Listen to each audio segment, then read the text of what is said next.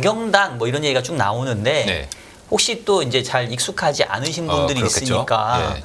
오늘 좀 채권시장 자경단에 대한 얘기를 좀 해주실 것 같은데 예. 조금 기본 설명을 해주시면 좀 이해가 더 되실 것 같아요. 네, 이제 금리에 좀 관심이 많으시죠. 특히 기술주나 성장주 투자하시는 예. 분들은 금리가 굉장히 영향을 많이 미치고 특히 뭐 지난주, 뭐 지지난주, 특히 미국의 장기 금리가 많이 올랐지 않습니까? 뭐 그런 것이 전 세계에 뭐 미국, 한국 뭐 성장주에 좀 영향을 미치고 있는 것 같아요. 자경단이라는 표현을 이제 쓰는데 채권시장 자경단. 네. 자경단이 뭐냐? 이제 일종의 자치적인 치안 유지 조직인 거죠. 네. 이제 공권력이 좀 무너졌을 때 이 자경단이 나서서 범죄자들도 잡고 치안을 유지하는 대표적으로 이제 배트맨. 배트맨. 이 이제 대표적인 그렇죠, 그 그렇죠. 자경단입니다. 그래서 자경단은 배트맨 생각하시면 돼요. 그러니까 배트맨이 나쁜 짓 하는 애들 때려잡지 않습니까? 네. 그럼 채권 자경단이라는 건 뭐냐? 누가 나쁜 짓을 하면 채권 자경단이 때려잡냐? 정부입니다. 정부. 정부가 이제 어떤 나쁜 짓을 하냐? 뭐 이게 나쁜 짓인지 아닌지는 뭐 가치관에 따라서 좀 다를 수 있는데 정부가 빚을 너무 많이 내가지고 이 엄청난 빚으로 막 쓰겠다. 이러면 결국 국가의 신뢰도가 떨어지지 않습니까? 그렇죠. 그리고 더 큰 문제는 결국 지난 코로나 때 정부가 돈을 하도 많이 뿌리다 보니까 이게 사람들의 총수요를 증가시켜서 인플레이션을 일으켰잖아요. 네. 그래서 이거를 그냥 사실 정부는 하고 싶죠. 늘. 정치인들도 늘 돈 뿌리는 거 좋아하지 않습니까? 그렇죠. 근데 이거를 중앙은행이 혼자 맡기가 좀 쉽지 않죠. 왜냐하면 중앙은행장은 누가 임명을 하냐? 대통령께서 임명하시죠. 아니 그럼 이거 다 이게 그 상권 분립, 민주주의의 상권 분립이 다 자기들이 다 짜고 치는 고스톱이 되니까 이거 자경단이 나서야 되겠다. 이거 공권력에 맡겨놓으면 안 된다. 그래서 정부가 빚을 너무 많이 낼 것 같을 때는 채권 시장에 나서 가지고 금리를 왕창 올려버리는 거예요. 채권 막 팔아버려. 네. 그럼 금리가 막 오르겠죠. 네. 그럼 정부 입장에서는 결국 그게 빚이 더 늘어나는 게 되지 않습니까? 네. 이자 비용이 이제 늘어나니까. 그래서 정부가 이게 겁나니까 어쩔 수 없이 나중에 빚을 좀 줄이거나 네. 재정을 건전화하려는 이게 약간 포퓰리즘과 좀 연관이 돼 있는데 예. 이런 포퓰리즘적 정책을 좀 못하지 않겠냐. 과거에 그런 사례가 꽤 있었고 가장 최근 사례는 작년에 혹시 리즈 트러스 영국에 영국에 있었죠. 사건 그때 기억나시나요? 그때 이 네. 트러스 총리가 취임을 하자마자 네. 이제 감세 정책을 발표를 이제 했는데 네. 그럼 이제 채권 시장이 보기에 야 이거 감세 가뜩이나 돈 많이 써가지고 부채가 많은데 여기서 감세를 더하면 재정은 더 나빠질 것이고 이것도 인플레 또 오는 거 아니냐. 그럼 장기 금리 매도, 금리 급등. 그래서 총리가 결국 사임이잖아요. 그렇죠. 며칠 안 갔을 걸, 며칠 못 갔죠. 역사상 가장 짧은 총리 사임. 2일인가 3일인가 제 기억으로. 약간 그보단 길었긴 했습니다. 네. 아무튼 근데 이분도 그 압력을 처음에는 막 버티다가 네네. 어쩔 수 없이 그 채권 시장에 엄청난 압력에 굴복해서 퇴임을 하셨고 뭐 옛날에 이제 남편 클린턴 때 90년대 네. 그때도 뭐 비슷한 사건이 있었어요. 자, 이렇게 쭉 자경단을 제가 이제 여쭤본 이유가 예. 지난주에 사실 큰 이벤트가 있었잖아요. 네. 등급 그렇죠. 네. 미국의 이제 등급 신용 단계? 등급이 떨어졌는데 결국은 이 피치도 똑같은 얘기를 하고 있는 거 아닌가요? 그러니까 미국 정부의 부채가 과하다, 네. 관리가 잘 안 된다, 네. 이제 그런 얘기를 한 것 같은데 네. 그러면서 어쨌든 공교롭게도 미국 채권이 아직 많이 올랐잖아요. 네. 4% 넘어갔는데 네. 그럼 이제 쭉 설명해 주신 채권시장의 자경단이 네. 요번에도 출연을 했다, 네. 뭐 이렇게 좀 평가를 하시나요? 그렇다고 봐야 되겠죠. 봐야 되겠죠. 보고서에 좀 약간 무섭해지신 것 같아요. 네. 자해공갈이 채권 자경단의 본질이다. 이렇게 보고서를 발표를 하셨잖아요. 자해공갈. 그러니까 채권 시장이 스스로 이제 자해공갈을 하는 거죠. 아하. 왜냐하면은 금리를 높여야 되긴 하겠는데 그럼 내가 갖고 있는 채권도 손해가 나지 않습니까? 그러니까 이제 일종의 자해공갈이 되는 거죠. 나 스스로의 손실을 무릅쓰고 네. 금리를 높여서 정부가 더 이상 방만한 재정을 운용하지 못하게 채권 시장이 압력을 가하는 거고 그렇다면 정부가 이번에 사실 보면은 그 레리 서머스나 뭐 루비니 교수나 좀 폴 크루먼을 필두로 해서 이 민주당 쪽 계열의 사람들이 피치를 아주 강력하게 비난을 했습니다. 그 되게 재밌는 그런 현상인 것 같더라고요. 굉장히 그러니까 재밌죠. 이례적이죠, 좀. 아주 감정이 섞인 얘기를 이제 강하게 했고, 뭐 옐러냐 뭐 당연히 그런 얘기를 할 수 있는데 네. 예, 민주당 인사들이 굉장히 흥분을 많이 하면서 비난을 했단 말이죠. 뭐 피치가 왜 하필 그날 등급을 떨어뜨렸냐? 좀 뜬금없다 이런 얘기도 있고. 뜬금없다고 생각을 많이 하시는데 사실은 뜬금은 있습니다. 왜냐하면 그 당일날 그 미국이 3분기 조달 계획을 발표를 하는 날이었어요. 아하. 근데 그 조달 금액이 많이 늘었습니다. 대략 이전에 한 올해 상반기 혹은 지금까지 발행을 했던 올해까지보다는 대략 한 20% 정도 발행량이 이제 늘어나니까 네. 국채 발행이 이렇게 느는 이유가 도대체 뭐야? 얘네들이 재정을 너무 방망하게 운용하는 거 아니야? 그렇다면 뭐 시장은 당연히 부정적으로 금리를 올리면서 반응했고 이제 네. 피치도 이거 딱 보니까 이 상황을 그냥 냅두면 이제 신평사로서의 책임을 방기하는 거다라고 생각을 할 수 있어서 네. 뭐 미국은 뭐 정부로부터의 압력이 좀 작은가 봐요. 우리나라 같았으면 벌써 제재가 들어갔을 것 같긴 한데 네. 그런 면에서 좀 객관적으로 등급을 선제적으로 좀 깠습니다. 그날 밤 발표되는 거였는데 피치가 낮에 등급을 까버렸고 네네. 이제 밤에 좀 더 제대로 된 3분기 조달 계획이 정부에서 이제 발표가 돼서 네. 사실은 타이밍 상으로는 좀 맞는 타이밍이었고요. 피치 입장에서 대변을 해준다면 다만 이제 민주당 쪽이나 정부에서는 굉장히 강하게 비난을 했고 보통 이게 앞으로 뭐 당장 이번 달은 아닌데 뭐 당장 앞으로 수년 후에 뭐 내년 혹은 내후년 미국 정부는 보통 이럴 때 이렇게 방법이 다 있습니다. 정부는 국채를 어쩔 수 없이 사게 만들어요. 왜냐하면 정부는 법 집행을 하지 않습니까? 그래서 나중에 이제 그런 식의 운영이 되겠지만 지금 당장은 되게 기분이 안 좋죠. 이놈들이 감히 뭐 우리나라에 있는 직원들이고 이러면서 등급을 까고 말이야. 기분이 나쁘죠. 제 기억으로는 2011년도에 예. 처음에 S&P가 등급 깠죠. 그 깠을 때 아마 CEO가 몇 개월 안에 교체된 걸로. 미국 정부, 그랬나요? 네, 미국 정부가 오. 약간 무슨 그 세무조사 같은 거 들어갔거든요. 네, 네, 약간 네. 보복성이 있었는데 이번에는 그럴지 모르겠는데 미국도 갑질이군요. 제일 심하지 않겠어요? 한국이 갑질이 제일 심합니다. 진짜요? 그래요? 이건 제가 조사를 굉장히 많이 해봤는데 네. 국가 간 갑질 비교. 네. 그 갑질이 영어로 뭔지 아십니까? 영어로 갑질일 것 같은데요? 영어로 갑질입니다. 진짜로? 재벌- 처럼? 눈치랑 마찬가지고. 좀 오. 속상하네요. 이 네. 한국어에만 있는 몇 가지 단어들이 있는데 네. 그 대표적인 게 이제 갑질, 좀 화병 이런 것들. 좀 더 얘기하면 좀 우리가 위험해질 수도 있기 때문에 또 우리는 누군가의 또 의리니까 우리는 그 정도 의리죠. 하고 네. 자 그러면 이제 자격난 얘기하셨는데 네. 사실은 뭐 금리가 올라오긴 했지만은 뭐 상승폭이 막 그렇게 크진 않단 말이에요. 정고점보다는 아직 그래도 좀 낮죠. 자격단을 얘기할 정도면은 네. 사실은 뭐 엄청나게 튀어야 되고 네. 그리고 궁금한 게 그 최근에 그 빌 에크만 예, 뭐 젊은 버핏 예, 차세대 그 네. 약간 구루로 네. 떠오르는 그분이 네. 예. 미국 채 30년 5.5% 타겟으로 숏을 지금 질렀단 말이에요. 질렀죠. 그럼 이분도 자경단입니까? 자경단이죠. 자경단이다. 자경단인데 제가 그 이후에 뉴스를 좀 많이 봤는데 네. 에크먼이 그거를 그러니까 숏을 친 그 바로 다음 날에 고용 지표가 나쁘게 나와서 금리가 네. 많이 떨어졌거든요. 그러니까 사람들이 에크먼을 엄청나게 조롱하더라고요. 그날 하루는 그랬지. 하루 조롱을 네. 했고 이제 앞으로 좀 봐야 되겠지만 예. 근데 오늘 지금 보니까 아시아장에서 미국 금리 예. 좀 오르고 있네요. 예, 다시. 요즘 이제 분위기 자체는 좀 네. 안 좋고요. 특히 뭐 이게 자경단이 아니라 이제 본질은 이제 자해공갈단일 가능성이 있다고 이제 말씀을 드리는 게 채권 시장이 지금 공포심이 좀 많습니다. 공포심이라는 건 아니 인플레이션이나 경제 특히 인플레이션 안정되는 것 같은데 아니 이거 경제나 고용이 계속 뜨거워지면서 인플레가 재가속되는 거 아니야? 라는 걱정. 네. 또 하나는 미국 정부가 조달을 저렇게 많이 하면 수급적으로 안 좋은 거 아니냐. 그러면 그동안 수많은 분들이 금리가 오르면 사망하시는 분들이 많아요. 대표적으로 미국은 MBS 매니저가 위험에 처해 있습니다. 미국은 우리나라랑 다르게 주택담보대출을 은행이 해주는 게 아니라 이 MBS를 바탕으로 풀링해서 이제 유동화가 들어가지 않습니까? 네. 이 MBS 시장이 엄청 커요. 국채 다음으로 크거든요.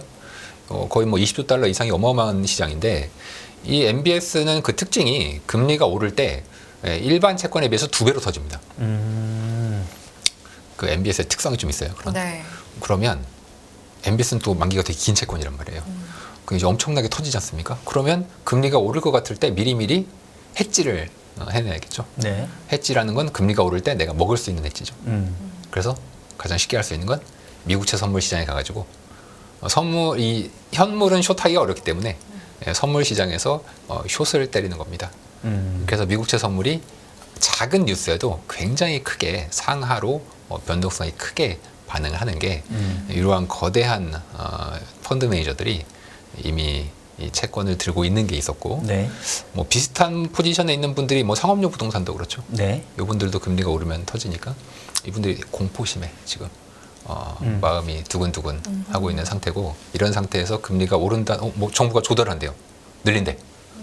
그럼 엄청 쫄리죠. 그럼 그럴 때 금리를 숏, 국제선물 매도, 금리 상승 쪽으로 영향을 미치게 되는 게 큽니다. 알겠습니다. 신용등급 강등 이야기 이제 조금만 더 이어가 네. 보면 네. 이제 원인이라고 했을 때 미국 재정 적자라고 네, 하면 예. 여기에 대해서 또 해석에 따라서 네. 그림이 달라질 수도 있다라고 혹시 보시는 거예요? 그렇죠. 재정 적자가 왜 나냐? 적자가 크면 조달이 늘어나고 채권 발행이 늘어서 금리가 오른다. 뭐 이렇게 생각하기가 쉬운데 예. 중요한 건 실제 그림을 그려보면 재정 적자가 커지면 금리가 올라야 되잖아요. 그렇죠. 그렇겠네요. 이론적으로 예, 그렇죠. 본다면 이론적으로 빚이 그렇죠. 늘어난다는 얘기니까. 근데 그림을 그려보면 사실 그런 경우가 잘 없어요. 제가 잠깐 그림을 지금 준비한 게 있었는데 7페이지에 있는 그림을 잠깐 보시면 파란색 선은 미국의 GDP 대비 예. 재정 적자입니다. 밑으로 가면은 적자가 늘어난다는 거예요. 네. 밑으로 가면 그러면 하얀색 선은 미국채 금리인데 밑으로 가서 재정 적자가 늘어날 때 금리가 올라야겠네요. 그림으로는 그림으로는 아무 이게 상관없는 걸로 좀 보이는데. 애매하죠. 네. 애매하죠. 네. 그러니까 이게 길게 보면은 아무 상관없어요. 뭐 아무 상관없진 않지만 길게 보면 상관없는데 잠깐 영향을 미쳐요. 지난해 영국, 뭐 90년대에 클린턴, 그리고 뭐 최근에 오늘 같이 지난주 같이 네. 정부가 조달을 늘릴 때 잠깐 영향을 미칩니다. 그래서 우리가 이게 재정 적자니까 금리 올린다 이게 아니라는 거죠. 그 이슈가 네. 될 때는 영향을 미치는데 그럼 재정 적자가 왜 났냐를 우리가 봐야 되는데 네. 재정 적자가 큰 이유는 이제 우리가 걱정하는 건 재정 적자가 늘면 돈 뿌리고 인플레 이건 아닙니다. 지금 현재로서는 코로나 때는 그랬죠. 근데 지금은 일단 금리가 너무 높다 보니까 정부가 이자 비용이 늘어나는 거죠. 우리가 빚을 은행에서 빌렸는데 금리가 높으면 금리가 또 빚을 만들죠. 그렇죠. 돈을 내다 보니까 또 이게 그 사채 빌리면은 나중에 나는 100만 원 빌렸는데 원금이 갑자기 1000만 원이 되죠. 여기에 복리 효과가 되겠네요. 어마어마한 복리 네. 효과가 됩니다. 네. 네. 그러니까 빚을 미국 국채가 지금 5%가 넘어가니까 네. 뭐 그러면은 이거는 어마어마한 역복리 효과가 있는 거죠. 부채가 늘어나는. 그러다 보니까 재정이 나빠지는 거죠. 자, 그런데 이게 인플레를 일으킬까요? 꼭 그렇진 않을 것 같은데. 이 채권을 갖고 있는 사람들은 대부분 뭐 연기금이나 펀드, 뭐 보험사 혹은 뭐 부자들이란 말이에요. 네. 이분들한테 돈 아무리 이자 줘봐야 이분들은 돈을 잘 안 쓰죠. 가난한 사람들한테 돈을 주면 돈을 쓰는데 네. 이자 비용은 그렇게 인플레를 일으키진 않을 것이다. 그래서 저희는 이게 잠깐의 상황을 벗어나면 결국은 우리가 본질에 좀 더 집중을 해야 되는 시절이 이제 올 것 같고요. 세수가 감소한다는 것도 굉장히 중요한 이슈죠. 세수 감소요? 네. 미국이 지금 세수가 큰 폭으로 감소하고 있습니다. 아니 좀 이상해. 경제가 경제가 좋다는데 왜 그렇죠? 고용이 좋다면서요. 왜 그런 거예요 왜 대체? 그런 거예요? 근데 왜 세수가 안 좋다는 거야? 이게 이상하잖아요. 네. 저도 몰라요. 현상인가요? 죄송한 말씀입니다만 저도 네. 잘 몰라. 근데 아니 이게 우리 천하의 문의원이 모른다고 뭐 어떻게 해요? 물론 제가 이제 뭐 저의 가설 이건 그냥 가설. 예. 가설 가설 좋아요. 그거 말씀해주러 오신 예, 거잖아요. 그치. 그 얘기가 네. 재밌어요. 그냥 이건 그냥 썰이에요, 썰. 수성. 예. 아니 네. 다들 뭐 나오기 GDP 시작했습니다, 좋고 뭐 고용 좋은데 왜 세수가 안 좋냐는 거예요. 네. 이게 이해가 안 되지 않습니까? 일단 그림만 잠깐 이제 보시면 네. 제가 이제 세수가 얼마나 안 좋은지가 지금 10페이지의 그림상 이게 전분기 대비해서 세수거든요. 네. 선이 3개가 있는데 파란색은 법인세, 점선, 예. 점선이 이제 양도세나 자영업자들이 내는 세금, 네. 그리고 노란색이 네. 주로 근로소득세 쪽입니다. 근로소득세. 보니까 자영업자 세금이 제일 감소한 것처럼 보이네요. 그게 중요합니다. 아. 자, 이 세 세금이 성격이 좀 달라요. 일단 여러분들 그 근로소득세 내보셨죠? 그렇죠. 저도 다 내시죠? 예, 네, 네. 근로소득세는요 잘 안 변합니다 이게. 네, 근로소득세는 언제 변하냐면 내 소득이 감소하잖아요. 그러면 그 근로소득세는 올해 덜 내는 게 아니고 내년에 덜 냅니다. 아, 바로 반영 안 되지. 네, 그렇죠. 예. 그래서 요 노란색의 근로소득세는 경기를 1년 늦게 반영해요. 경기에 후행하는 성격이 있다. 후행해요. 예. 반면에 법인세하고 네. 이 자영업자 세금이나 양도세 같은 건 당해 경기를 반영합니다. 아하. 거의 한 분기 정도 지나면 내야 될까요? 거의 분기마다 내야 돼요. 어허. 그러다 보니까 예를 들어서 이제 대표적으로 부가가치세나 네. 법인세 같은 경우에는 물론 전년도 실적에 기반을 하긴 하지만 네. 아니 기업이 나 지금 올해 실적이 엉망인데 현금 흐름이 안 좋으면 바로 돈을 못 내잖아요. 그럼 줄여서 적게 내야 돼. 근데 이 그림을 잠깐 보시면 네. 지금 법인세가 많이 줄었고 진짜 심각하게 줄어든 게 자영업자 세금이죠. 그러네요. 네. 자영업자가 지금 굉장히 힘들다는 얘기입니다. 기울기가 가파르. 그러네. 기업도 힘들다는 얘기입니다. 아니 경기 좋은데 왜 이러냐는 거야. 이해가 안 되죠.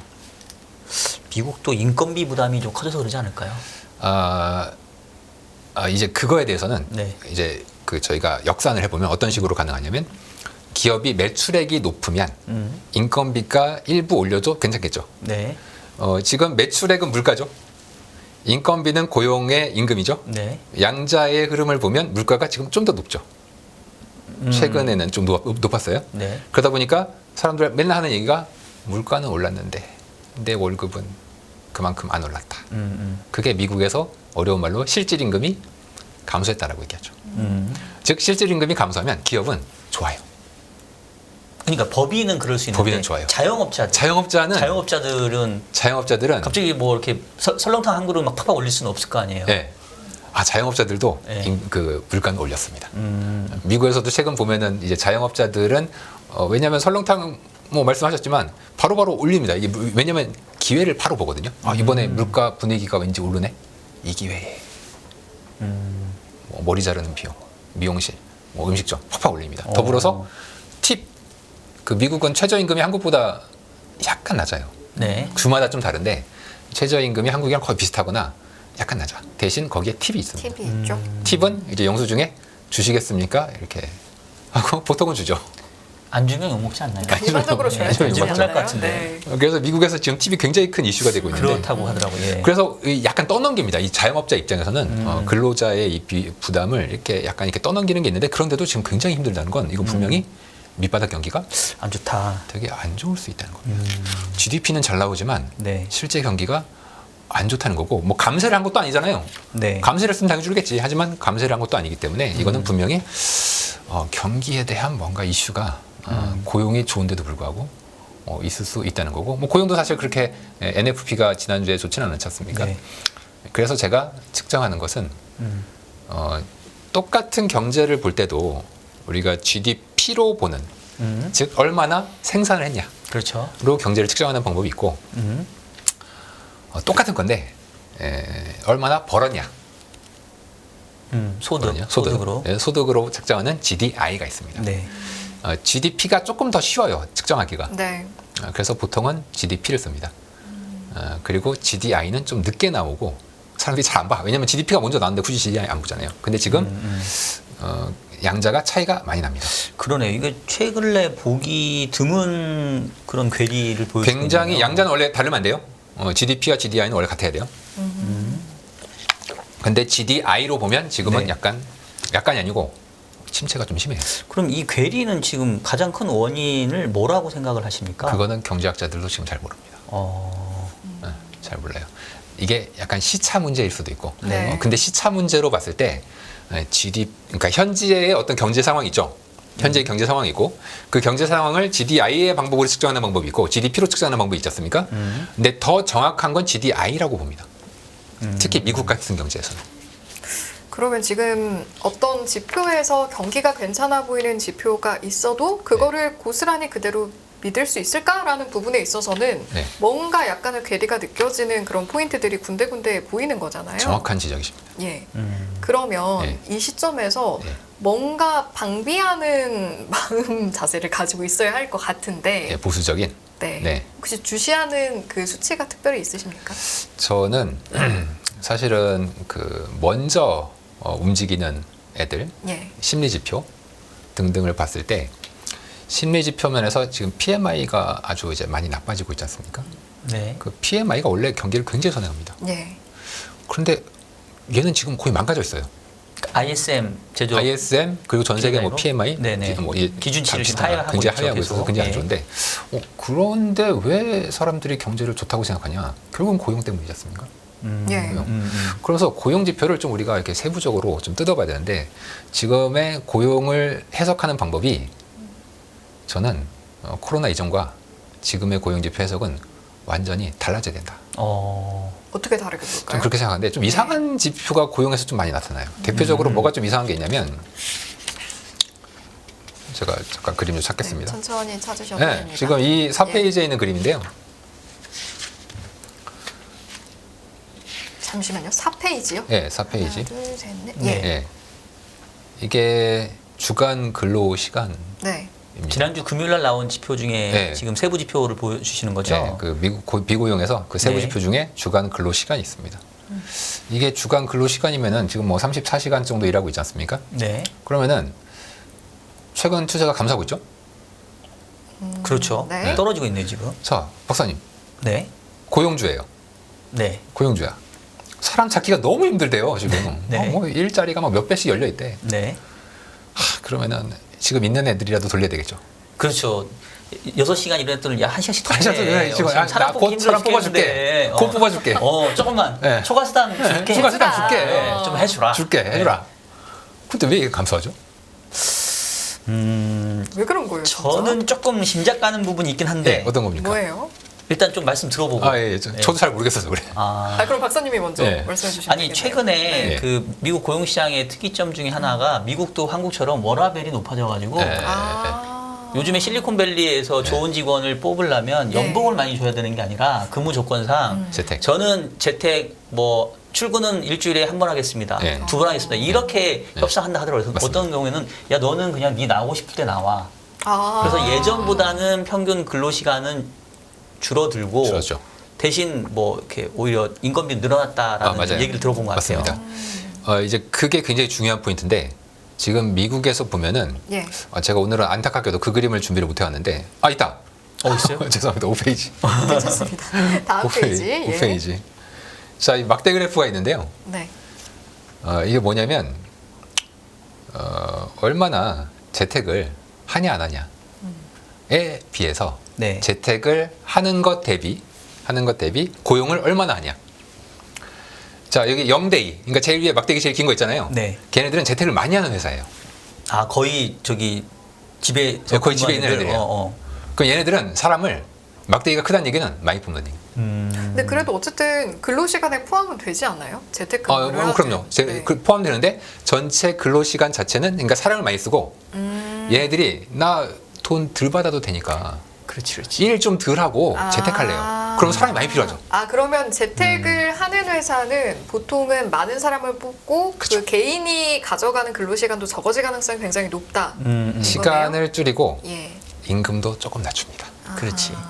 그러니까 이게 임금을 낮추는 거에 대해서는 이렇게 좀 조심히 봐야 되는데 미국에서 재택을 많이 하는 회사가 임금이 높은데요? 이렇게 조사 결과가 나와요. 근데 그거는 잘못된 조사입니다. 왜 잘못된 조사냐면 서비스업은 재택을 안 하겠죠. 할 수가 없죠 서비스업은. 근데 여긴 임금이 낮아.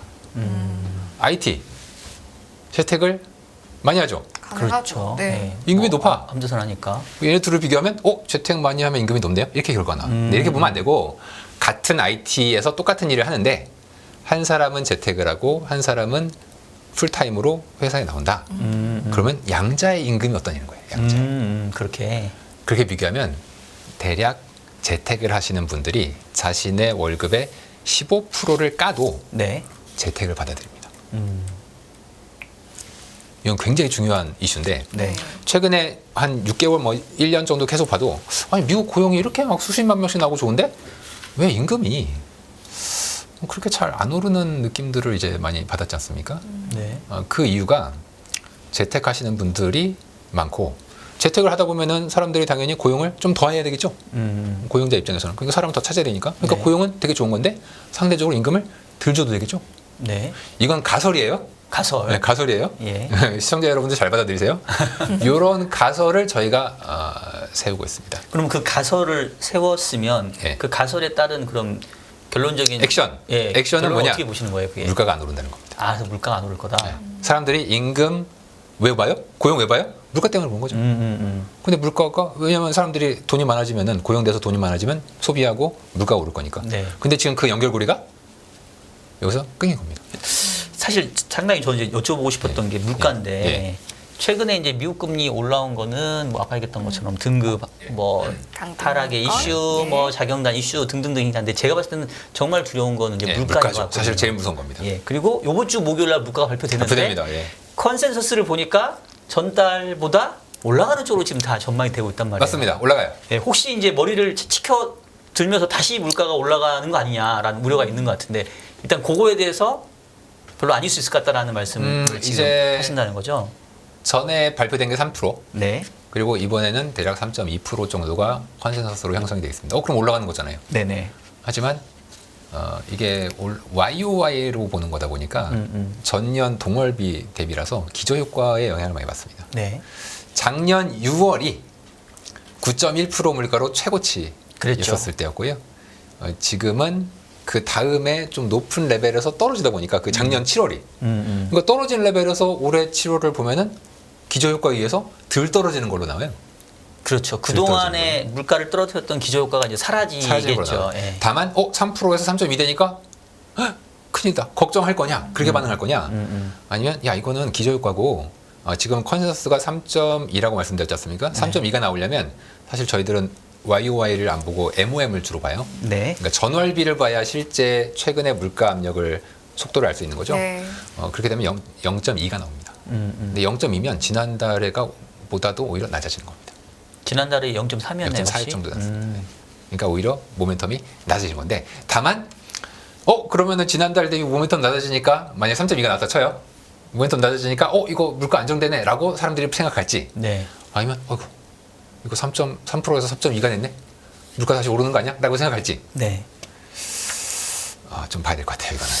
그 또 어떻게 받아들이냐 해석을 어떻게 하냐에 따라서 가뜩이나 분위기가 안 좋잖아요. 네네. 그러니까 이럴 때는 그 사람 심리라는 게 네. 똑같은 걸 보더라도 자라보고 놀라면 이게 소뚜껑을 보고도 놀라기 때문에 그 실질적인 실체를 볼 거냐 네. 아니면 분위기에 좀 휩쓸릴 거냐 그거에 따라서 좀 반이 근데 달라요. 지금까지 이제 이 금융계에 계시면서 네. 어떤 패턴들이 있잖아요. 보통 이렇게 나오면 시장이 네. 이렇게 반응하더라. 보통 이럴 땐 악재로 네. 반응합니다. 안 좋은 쪽으로 사람들이 한번 쏠려버리면 이미 지난주에 좀 쏠렸잖아요. 네. 그럼 그 다음에 아무리 좋은 뉴스가 나와도 제일 안 좋은 것만 막 캐서 막 안 좋은 건 다 캐요. 특히 이번에 안 좋은 걸로 캘 수밖에 없는 게 가솔린 가격 때문에. 네, 맞아요. 가솔린이 지금 예. 많이 올랐어요. 그러니까 사실 이제 저희 시청자분들은 뭐 직접 채권 투자를 하시는 분들은 많지 예. 않겠죠. 거의 예. 없을 거고 이제 주시장 투자에 대한 관심이 많으실 텐데 사실 뭐 오늘도 그렇고 최근에 이제 시장 분위기가 약간 좀 안 좋아진 게 네. 미국 금리가 하락세를 보다가 다시 최근에 이제 급상승을 올랐죠. 하다 예. 보니까 금리가 이제 급하게 올라오면 결국은 항상 이제 주시장이 조금 안 좋습니다. 부담이 될 수 있으니까 그래서 이제 금리가 얼마까지 올라갈 수 있어 네. 이게 추세적인 상승인지 아닌지 뭐지 그거에 대한 궁금증이 있어서 아마 이 시간 특히 주의 있게 보시는 것 같은데 그럴 겁니다. 제가 이제 조금 반대 논리로 한번 좀 네. 질문을 좀 드려볼게요. 네. 예. 저도 사실 지난주 금요일날 제가 또 얘기한 게 있어가지고 맞아요. 뭐라고 하셨어요? 저는 지난주 금요일날 이제 물가가 이제 네. 7월부터는 다시 연말까지 좀 기조적으로 아, 올라갈 것 네. 같다라는 좀 뷰를 얘기를 네. 했는데 네. 이제 아까 전월비하고 전년동월비 물가를 얘기를 하셨는데 네. 저도 이제 미국 물가를 이렇게 쭉 뜯어 보니까 미국도 계절성이 좀 네. 있더라고요. 네. 그러니까 전월비 물가가 특정 달에는 좀 조금 많이 오르는 패턴이 네. 있고 네. 특정 월에는 조금 덜 오르는 패턴이 있거든요. 그쵸. 그래서 단순히 7월 달에 MOM 물가가 네. 6월보다 좀 떨어진다 해서 여전히 물가가 낮다 이렇게 보기에는 조금 어려운 부분이 있지 않을까. 그렇죠. 그 부분 혹시 어떻게 생각하세요? 중장기적인 물가 예측은 굉장히 어렵습니다. 여기서 이제 중심을 좀 잡고 갈 수밖에 없는 시점이고 사실 저는 이제 물가는 원인부터 파악을 이제 해야 된다. 원인으로 저희가 늘 말씀드리는 건 미국의 네. 정부의 대규모 현금 살포. 그랬죠. 많이 풀려 있죠, 여전히. 현금 살포. 예. 단 중요한 건 연준이 뿌린 돈 때문에 물가가 오르진 않았다고 저는 생각합니다. 왜냐하면 15년 동안 우리가 했지만 안 올랐기 때문에 이번에 다르다면 정부가 뿌렸다는 거죠. 그래서 저는 이제 구조적으로 바뀐 건 없는데 다만 정부가 돈을 많이 뿌렸던 것이 인플레를 일으켰으니 정부가 돈을 걷어들인다면 인플레가 안정되지 않겠냐. 되게 이제 단순한 네. A니까 나 A면 당연히 인플레가 안정될 것이다. 이제 그 그림으로 이제 봐서 최근에 보면은 뭐 부채 한도 협상을 하는 과정에서 정부가 뿌렸던 현금들이 많이 이제 회수가 돼 이미 일몰 조항으로 그냥 자동으로 회수된 것도 있고요. 예. 특히 이제 8월 달부터는 다음 9월이죠. 미국 3,700만 명의 학자금 대출자들이 원리금을 다시 상환을 해야 됩니다. 네.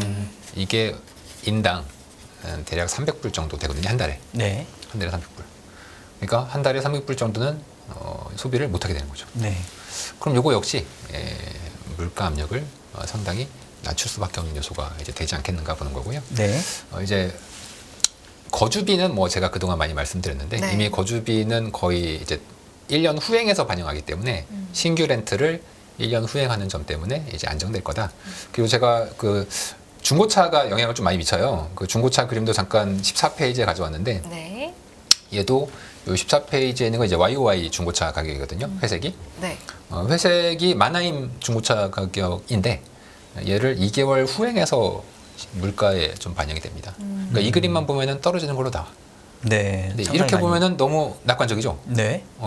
제가 이제 무서운 얘기를 이제 해야 되는데 문제는 가솔린이 최근에 많이 오르지 않습니까? 그러니까 사실은 그게 네. 제일 신경이 많이 쓰이고 또 제일 많은 영향을 차지하는 요인이잖아요. 맞습니다. 굉장히 그 원유 가격이 네. 가솔린이 전월비에서는 거의 가솔린이 결정해요. 전월비는. 게다가 가솔린만 오른 게 아니라 유가도 거의 저점 대비해서 네. 뭐 12, 3불 이제 올랐지 않습니까? 올랐어요. WTI도. 이런 걸 고려하면 이거 다음 이번에 발표된 물가가 쉽게 안정이 안 될 수 있죠. 단 네. 가솔린 가격이 왜 올랐냐? 그리고 최근에 유가가 왜 올랐냐? 요거를 파악하고 가면은 조금 부담이 이제 덜해질 수는 있겠죠. 네. 정말 뭐 가솔린 수요가 막 폭증해서 폭증했다는 게 잠깐 폭증한 게 아니라 앞으로 기조적으로 뭐 폭증하면은 그럼 걱정해야죠. 네. 걱정해야 될 거고 반대로 또 하나 이제 WTI나 뭐 브렌트유도 뭐 중국이나 인도의 뭐 수요가 전 세계 경기가 막 회복돼가지고 수요가 증가한다. 그래서 오른 거다. 라면 걱정해야죠. 근데 사실 작년에 유가 오른 것도 예. 수요 측 요인보다는 공급 측 요인이 컸잖아요. 네. 그러니까 요번에 지금 유가 오르는 것도 뭐 사우디가 네. 감산을 뭐 연장하고 러시아도 뭐 추가 수출을 얼마 안 하고 네. 약간 이제 공급 측 요인인 것 같긴 한데 네. 작년에도 공급 측 요인 때문에 네. 그 난리가 났는데 네. 이번에도 공급 측 요인인데 수요 측이 아니니까 별 영향이 네. 없을 거다 이렇게 네. 보는 건 조금 위험할 수 있지 않을까? 그 공급 측 요인에 대해서는 네. 이제 그 약간 그 오해가 좀 있으십니다. 네. 작년에 러시아는 그 공급 측 요인이라는 건 러시아가 이제 최소 20, 30% 정도는 생산을 못할 거다라는 게 일반적인 생각이었지 않습니까? 네. 그게 이제 유가를 뭐 130불 이상까지 끌어올렸는데 사후적으로 확인을 해보면 러시아는 감산을 안 했죠. 결국은 안 했죠. 안 했죠. 결국은 안 했지만 그러니까 그러면 왜 이제 130불까지 가냐 이거죠? 네, 네. 그거는 심리라는 거죠. 심리. 근데 나중에 보니까 아닌가 보다. 아닌가 보다. 이 길이 아닌가 보다 하고서 돌아온 건데 아닌 게입니다. 뭔가 매력 있는 말씀이에요. 네. 그 130불까지 왜 가냐는 거예요. 네.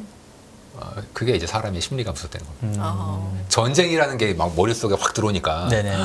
전쟁 그러면 당연히 이거 뭐 엄청나겠네. 이런 영향이 이제 생각이 머릿속에 확 오는 거죠. 근데 데이터는 되게 늦죠. 그러니까 우리가 법보다 무서운 게 주먹이라고. 그냥 주먹으로 확 때려서 내는 때리겠다고 딱 때려버리고 막 맞아서 가면은 나중에 그 사람이 잘못해서 감옥에 넣어봐야 네. 내 상처는 그대로 남지 않습니까? 그러니까 이번에도 뭐 그런 전쟁이라는 게 날지 모르겠지만 네. 일단 지금 당장의 원유 시장에서는 가장 급선무는 러시아가 정말 감산을 할 거냐. 할 거냐. 실제로 최근에 러시아의 항구 원유 네. 선박 출발량은 줄었어요. 어허. 실제로 줄었어요. 실제로. 러시아가 산유량을 발표 안 하기 때문에 항구를 직접 추적하거든요. 근데 그 양으로 보면 러시아가 실제 30만 배럴 이상 감산하겠다라는 얘기대로 하고 있습니다. 근데 러시아는 지금까지 그런 적이 없었거든요. 말로만 감산한다고 했다가 실제 감산한 적이 없었는데 왜 이번에는 감산을 하고 있냐? 이게 원유 시장에서의 상당히 큰 미스테리입니다. 전쟁을 계속 해야 되는데 왜 감산하냐? 이게 굉장히 큰 미스테리고 정유 공장은 이제 더위 때문에 정유 공장들이 가동을 좀 중단한 것들, 요게 영향을 미쳐서 얘도 여름 동안에는 영향을 좀 미칠 수 있죠. 나중엔 다시 정상화가 되겠지만. 알겠습니다. 예. 채팅창에서 요한님은 우리 문홍철 팀장님께 예. 질문을 예. 하나 질문요? 드리겠습니다. 영광입니다. 팀장님, 예. 아직도 연준 올해 안에 예. 기준금리 예. 인하하실 거라고 보세요? 예. 하하 이렇게 하셨는데 이거 하하까지. 잘 살렸죠. 예. 네, 이거 이야기 아유, 나온 예. 김에 저희 주요국 통화 정책에 대한 전망도 네. 좀 두루두루 좀 네. 이렇게 크게 큼지막하게 짚어주시면 좋을 것 네, 같습니다. 네. 일단 결론적으로 유지를 하고 있습니다.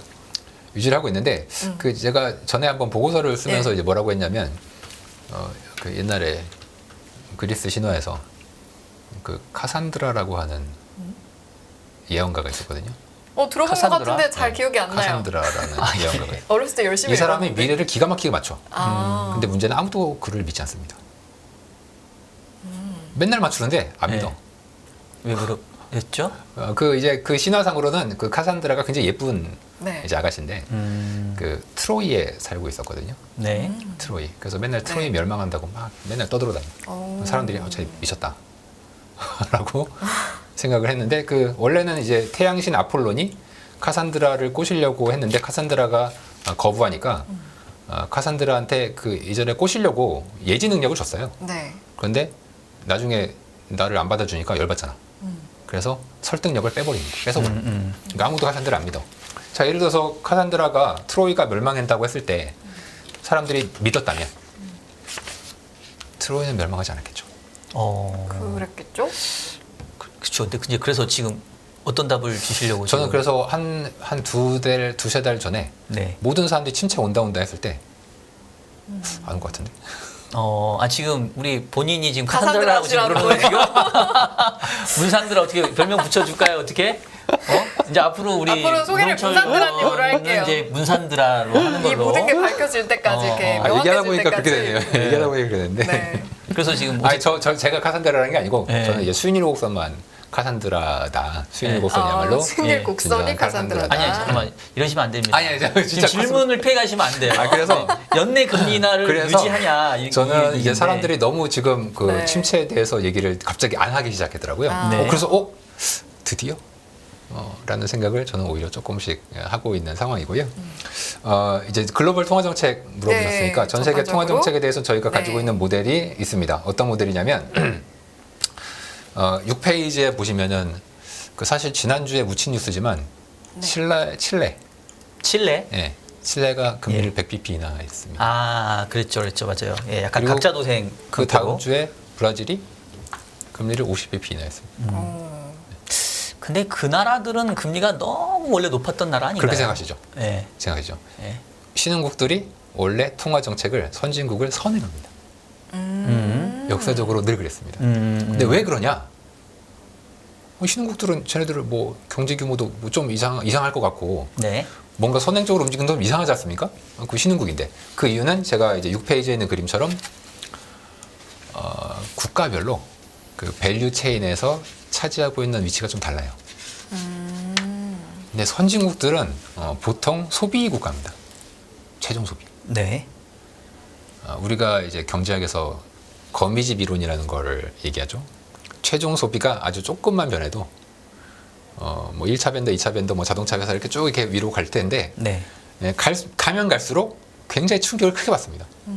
이제 우리 채찍 효과라고 하죠. 네. 예. 소비가 조금만 변해도 이쪽 끝에 가는 애들은 굉장히 큰 충격을 받는데 글로벌 밸류 체인상 요 손잡이에 해당되는 채찍의 손잡이에 해당되는 국가들이 소비자 국가. 대표적으로 미국, 뭐 유럽, 일본 이런 나라들이죠. 이런 나라가 통화 정책이 제일 느려요. 그리고 제일 충격을 빠르고 강하게 받는 나라들이 바로 요 원자재 및 제조업 국가들입니다. 방금 말씀하신 칠레와 브라질이 거기에 있는 건가요? 칠레, 브라질이 원자재 국가들이죠. 좀 끝단에 있네요. 네, 지금. 끝단에 있는 애들입니다. 제조업이 그 바로 다음에 있습니다. 그래서 폴란드, 한국 아마 미국보다 더 빨리 금리를 인하할 겁니다. 그래서 체코, 동유럽들 빨리 인하할 겁니다. 그러니까 지금 위원님 말씀은 예.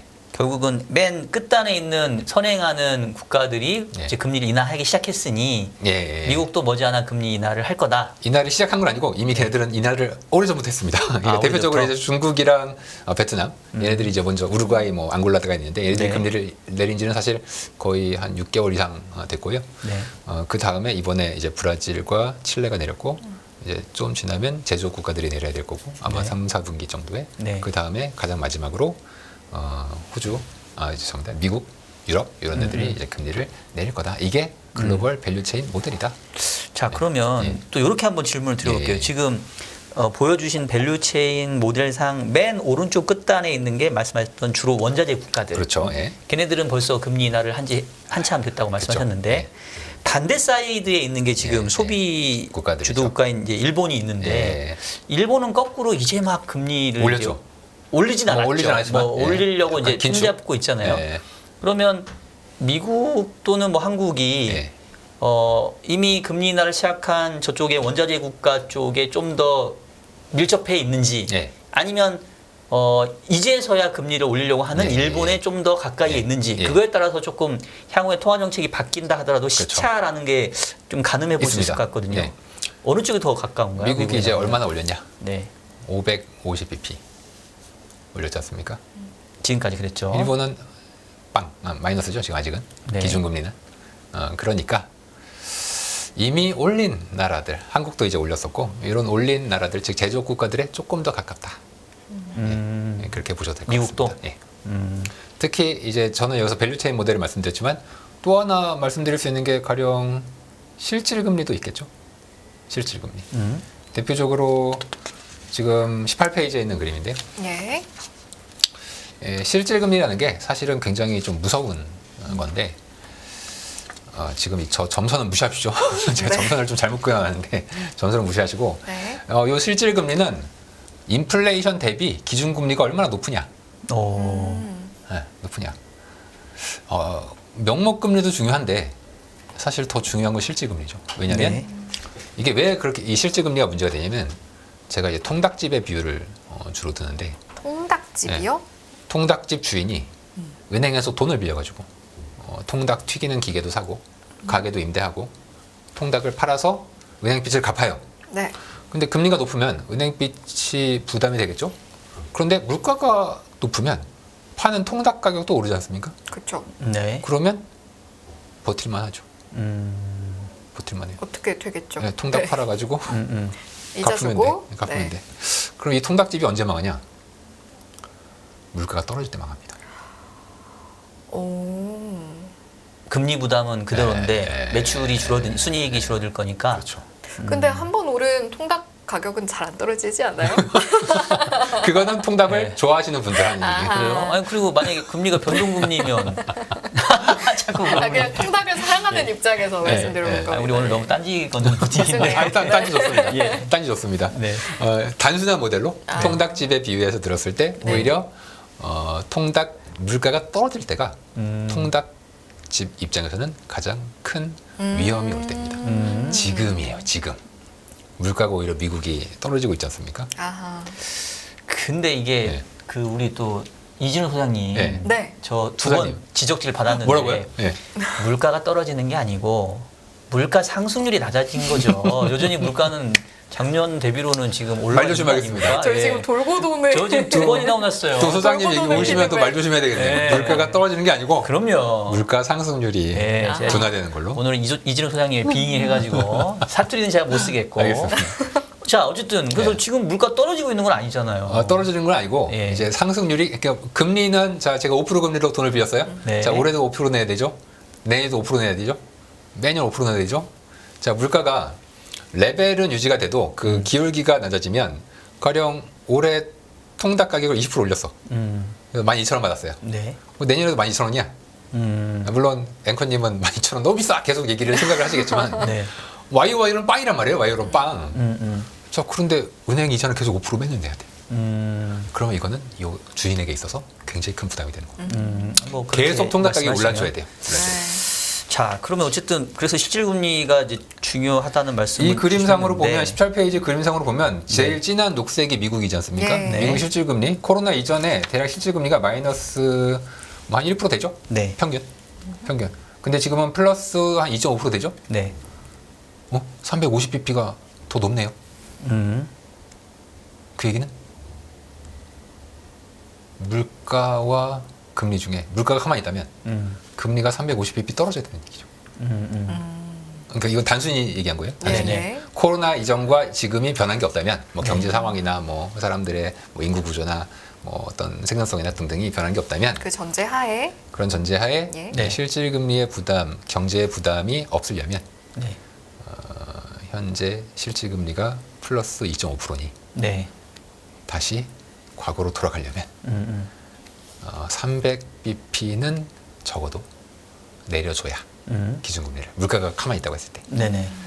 내려줘야 부담이 덜해진다는 거죠. 아니 그런데 네. 사실 이제 우리가 장기적으로는 뭐 의원님 말씀에 충분히 네. 동의할 수 있고 그래서 지금 미국의 수익률 곡선 자체가 인버트 돼 있는 즉 역전되어 있는 이유도 그렇죠. 기준금리 상단은 5.5인데 네. 10년짜리 금리는 올라야 지금 4.1이잖아요. 네. 여전히 한 140bp 네, 역전이 돼 역전이 있는데 됐죠. 네. 그 얘기는 결국은 언젠가는 네. 금리 떨어질 거야. 그 생각을 지금 다 하고 있잖아요. 다는 아니고 채권 시장만. 채권 시장은 예. 근데 에코머는 뭐 5.6% 간다. 근데 이제 중요한 거는 네. 약간 순서 문제인 것 같아요. 네. 그러니까 지금 걱정하는 거는 금리가 결국은 떨어질 건데 네. 아직 고점을 못 본 거 아니냐. 네. 그리고 아까는 이제 우리 위원님은 연내까지 오히려 연준의 금리 인하가 있을 거라고 예상을 하시지만 네. 연준은 떡하니 점도표에다가 네. 한 번 더 인상할 거를 공식적으로 네. 얘기는 해놨는데 그러니까요. 무섭게. 그럼 상당히 이제 네. 연준과 지금 싸우시는 건데 무섭네. 완전히 그냥 전도표에 박아놓은 걸 제가 그냥 막 얘기하니까. 네. 자, 지금 잠깐 2020년으로 돌아가 보겠습니다. 네. 혹은 2021년. 예. 그때 전도표를 한번 머릿속에 한번 우리가 그려볼게요. 네네. 기억나시나요? 2020년이나 21년에. 그려주세요. 기억 안 나시는 네. 분들도 있을 수 그때 있으니까. 전도표에 뭐라고 나왔냐면 당시로서는 3, 4년 후인 2023년이나 24년까지도 기준금리는 1%가 안 될 것이다. 점도표 믿을 게 못 된다. 아니 뭐 믿을까 못된다 이렇게 얘기하면 이제 제가 너무 건방진 거고 네. 연준 인사들에게 제가 너무 신뢰도를 떨어뜨리는 게 되지만 그게 네. 아니라 그냥 참고, 네. 네, 참고 정도로 보시고 경제 상황이 바뀌면 네. 사실 저도 판단을 바꿔야 되고 연준 인사들도 당연히 판단을 이제 바꿔야 될 겁니다. 네네. 그런데 이제 우리가 투자를 할 때는 네. 내 중심을 안 잡고 이러니까 쫓아간다. 이러니까 쫓아간다. 이러면은 제가 그런 경우에 돈을 버는 경우를 잘 못 봤습니다. 아 그러면 요거를 한번 여쭤볼게요. 그러니까 지금 뭐 사실 우리가 목표로 하는 거는 기준금리 맞추는 게 목표가 아니니까 그래서 어떻게 하면 우리 투자할 거냐인데 지금 위원님 말씀 예상대로 카산드라의 예언처럼 연내 금리 인하가 있다고 치면 금리 인하를 하는 명분이 있을 거 아니에요. 둘 중에 하나겠죠. 네. 물가가 빠르게 안정이 되거나 네. 아니면 물가는 별로 안 떨어졌는데 뭐 경기가 박살나거나 어떤 형태로든지 간에 뭐 된다고 하면 네. 그게 흔히 말해서 우리 주식 투자자 입장에서는 네. 호재인가요, 악재인가요? 물가가 생각하시는 떨어져서 금리를 인하한 거라면 굉장히 호재죠. 호재일 거고. 굉장히 호재죠. 네. 그리고 보통 경기가 나빠져서 금리를 인하하는 경우는 역사적으로 잘 없습니다. 이게 되게 의외인데 네. 경기가 나빠졌으니까 경기 나빠졌으니까 금리 인하해야 되겠다 이렇게 생각한 경우는 잘 없고 물가가 떨어지는 게 제일 첫 번째고요. 네. 경기가 약간 영향을 미치긴 하는데 중요하진 않고 그럼 뭐가 중요하냐? 보통은 이제 금융 불안이 조금 생깁니다. 아, 금융불안. 네, 금융 불안. 뭐 금융 시장에서의 어떤 문제들이 이제 생기거나 하면은 네. 그때 이제 금리가 인하되는 경우들이 많아서 저는 경기보다는 물가를 제일 이제 우선순위로 잡아두고 있고요.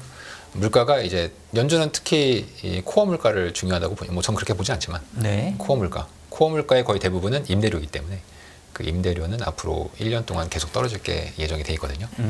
그렇다면 뭐 연말 정도에는 충분히 저는 고려할 타이밍이 된다. 연장선상에서 금융시장의 변동성 측면에서는 어떻게 네. 판단하시나요? 죄송합니다. 그거는 제가 점쟁이 뭐가 터질 거다. 네. 불안이 올 거다라고 제가 말을 하면 말을 할 수 있어요. 저도 네. 그렇게 생각해 내심. 네. 근데 제가 막 어디 가서 그렇게 얘기를 막 하고 다니고 그러진 않습니다. 그럼 왜냐면 책임지시지 않아도 되니까 하나의 내가 생각하는 추정 측면에서는 어떻게 생각하시는지 부담 없이 한번 말씀해 주실 수 저는 있을까요? 3개월 정도에서 한 6개월 이내에는 지금 미국의 부도율이 굉장히 올라오고 있거든요. 거의 지난 금융 위기, 그러니까 예. 리먼이 망했을 때 네. 그때와 거의 비슷한 수준까지 부도율이 이제 빨리 올라가고 있고 PMI 지표도 굉장히 안 좋고 임금은 잘 안 높아지고 있고 네. 정부의 현금 살포는 이 다음 달에는 바로 학자금 대출이 회수가 될 거고 예. 그런 면에서는 물가가 떨어지는 게 굉장히 큰 부담이 될 것 같습니다. 네. 여러분 여기에 대한 것은 우리 팀장님께 책임을 묻지 않기로 해요. 근데 이렇게 약속? 하면 이게 마치 이제 누가 이거 집에 물 떠놓고 기도하는 거 아니냐. 금융위기 와라.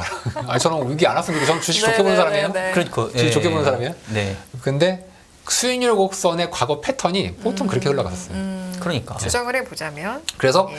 아니 과거에 계속 맞췄는데 그러니까 그 카산드라 네. 수익률 곡선이에요. 저 네. 아니고 그 네. 카산드라 수익률 곡선이 잘 맞췄고 지금도 맨날 보면은 수익률 곡선 그거는 뭐 잘못됐고 뭔가 지금의 특수한 상황이고 이렇게 얘기하시는데 저는 잘 모르겠습니다. 워낙 승률이 높아 얘가. 그러니까. 네. 자, 그러면 결국 이제 시간이 이제 많지 않아 가지고 이제 조금씩 이제 네. 저희가 결론을 이제 좀 내야 할 것 좋습니다. 같긴 한데. 그렇죠. 네. 그러면 우리 이제 제가 알기로는 우리 문현님 네. 뷰는 네. 연준의 금리 인하를 보고 있었고, 할 수도 있다. 예. 그러면서 이제 주식시장을 계속 이제 긍정적으로 보셨던 것 긍정적으로 같은데, 봅니다. 예. 그럼 최근에 시장 금리 올라오는 것도 네, 네. 뭐 상당히 좀 일시적이다, 뭐 이렇게 지금 판단을 저는 이제 하시는 건가요? 그 정고점이 이제 작년 하반기에 네. 미국채 금리 기준으로 네. 정고점이 작년 장기물입니다.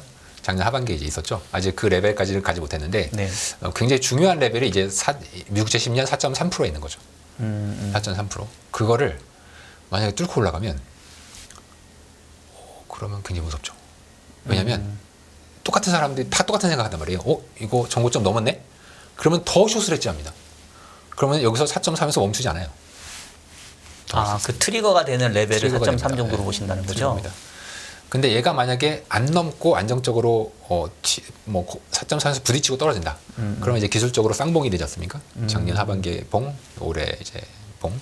그러면 굉장히 안정적으로 또 금리가 하락할 수 있는. 펀더멘털은 이미 이 금리가 떨어질 거라는 걸 많이 암시를 하고 있거든요. 네. 네. 이번에 이제 크레딧 관련된 미국의 신용등급 관련된 이슈는 사람들이 쳐다볼 때만 이슈가 되지 아까 네. 보여드렸던 것처럼 막 장기적으로는 영향이 별로 없어요. 그렇다면 저는 고금리 상황이 굉장히 오래 가진 않을 거다. 이제 그렇게 보고 있는데 다만 그 4.3%라는 핵심 라인을 혹시 이제 단기 변동성은 뭐 저도 모르지 않습니까? 네. 어떻게 될지. 게다가 악재가 좀 있죠. 아까 말씀드렸죠. 유가나 휘발유 가격이 있기 때문에 네. 그건 좀 봐야 되겠지만 4.3%가 지지가 된다면 예. 그 이후에는 연말까지 꾸준히 좀 떨어지지 않겠나. 채권 시장은 채권 시장에 장기물 거래하시는 분들은 말을 잘 안 해요. 저처럼 이렇게 나와서 얘기하는 사람들이었고 보통 그냥 혼자 조용히 아니 이거 미국의 10년간의 물가와 성장률 과연 4% 이상의 10년물 금리가 이거를 보상할까? 높은 걸까 낮은 걸까? 생각을 합니다. 네. 근데 이 사람들이 볼 땐 연준의 5% 넘는 기준금리는 아닌 거야. 자기가 볼 때는. 그렇지, 그렇지. 그래서 네. 4% 이상에서 계속 꾸준히 매입을 이 사람들은 뭐 시장 영향을 많이 미치지 않아요. 왜냐하면 돈은 많은데 야금야금 사기 때문에 네네. 영향을 미치지 않고 그럼 누가 영향을 미치냐? 단기적으로는 그 아까 해지하는 움직임들 있잖아요. 네. 그게 영향을 많이 미칩니다. 에크먼 같은 사람들이 쏟치면 그냥 올려놓고. 알겠습니다. 앞서 이제 중심을 잡아야 한다. 네. 중심 안 잡는 사람들이 버는 거 못 봤다라고 또 이제 죄송합니다. 방금 그 말 정정. 버는 거 못 봤다는 게 중심을 안 잡고 또 사다니면 네, 그냥 네. 마켓 수익률 정도만. 알겠죠. 네, 그러니까 중심을 잘 잡자. 네, 어쨌든 네. 중심 잘 잡자는 말씀이시잖아요. 맞습니다. 예. 그래서 결국에는 중심을 잘 잡아서 좀 네. 돈을 좀 잘 벌어보고 버는 쪽으로. 싶으니까 네. 그렇다면 좋습니다. 우리 애청자분들께서는 네. 어떤 전략을 좀 가져가는 게 좋을까라는 질문 드려볼게요. 주식 좋게 보고 있고요. 네. 저희 회사가 아까 제가 처음에 조금 광고를 했지만 저희 회사가 거의 이제 소수 의견을 작년부터 계속 내가지고 주식 쪽에서만 저는 네. 틀렸는데 저희 주식 쪽에서는 주식하시는 분이 따로 있어요. 그분은 계속 맞췄습니다. 다행히. 그분은 계속 연말까지도 지수를 좋게 보고 있어요. 네. 계절적으로 지금이 조금 안 좋죠. 네. 8, 9, 10. 그때 조금 안 좋을 수 있습니다. 네. 왜냐면 사람들이 휴가 갔다 오면 머리가 좀 맑아지거든요. 그럼 약간 생각이 좀 바뀌어. 그럴 때 약간 출렁일 수 있습니다만 지금도 좀 출렁이고 있는 것도 네. 저는 사실 신용등급 이슈라기보다는 울고 싶은데 이제 누가 신용등급이 뺨을 때려준 때려준 게 거예요? 아닌가 그런 의심도 좀 해요. 사실은. 그래서 너무 이거에 매몰되시기보다는 네. 잠깐 휴가 가셨다가 한 9월, 10월이 조금 시끄러울 수 있으니까 그때 시기를 조금 넘기고 연말까지 좀 긍정적인 마음대로 금리 인하를 보면서 가자.